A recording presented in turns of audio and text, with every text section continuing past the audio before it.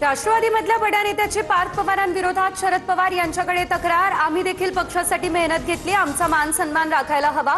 कुटुंब प्रमुख म्हणून पार्थ पवारांना समजल्या नेत्यांची पवारांकडे मागणी। सूत्रांची माहिती। पार्थ पवार राष्ट्रवादीचे सर्वेसर्वा झालेत असं त्यांना वाटतंय। शरद पवारांकडे तक्रार जरी झाली असली तरी पार्थ पवार ऐकणार नाही, अंजली दमानिया यांची ही टीका।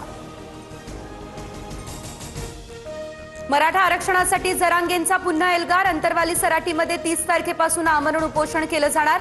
1994च्या धर्तीवर सातारा, कोल्हापूर, पुणे संस्थांचा GR काढा। जरांगे आपल्या मागणीवर ठाम। मुख्यमंत्री देवेंद्र फडणवीस यांच्याबद्दल मला द्वेष नाही, मात्र हैदराबाद गॅझेटचा GR काढल्यानंतर प्रमाणपत्र का रोखलं? जरांगेंचा हा सवाल। आंदोलनाच्या तारखेआधी प्रमाणपत्र द्या, जरांगेंचा अल्टिमेटम। मनोज जरांगे यांना कुणीतरी भेटल्यानंतर त्यांनी उपोषणाचा या ठिकाणी एल्गार दिला। फडणवीसांबाबत रोष असल्यानं त्यांचं नाव घेतलं जातंय, जे चुकीचं आहे। प्रसाद लाड यांचं हे वक्तव्य। नीट परीक्षा पेपरफुटी प्रकरणातील 2 आरोपींना सीबीआय कोठडी। PV कुलकर्णी आणि मनीषा वाघमारेला 10 दिवसांची कोठडी। बायोलॉजी प्राध्यापिका मनीषा मांढवे देखील सध्या अटकेत। सीबीआय कडून मांढवेच्या घराची झाडाझडती।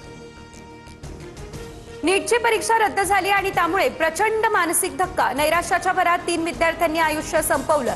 दिल्ली, राजस्थान आणि गोव्यातील विद्यार्थ्यांचा यामध्ये समावेश। राज्यभरातील काही भागात इंधन संकट। वाशिम जिल्ह्यातील 60% पंपांवरती डिझेल पुरवठा ठप्प।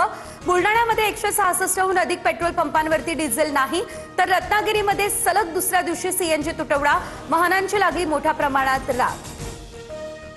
गडचिरोली जिल्ह्यामध्ये 5 माओवाद्यांचं आत्मसमर्पण। भामरागड आणि छत्तीसगड सीमावर्ती भागामध्ये सक्रिय 5 माओवाद्यांवरती 38 लाख रुपयांचं बक्षीस।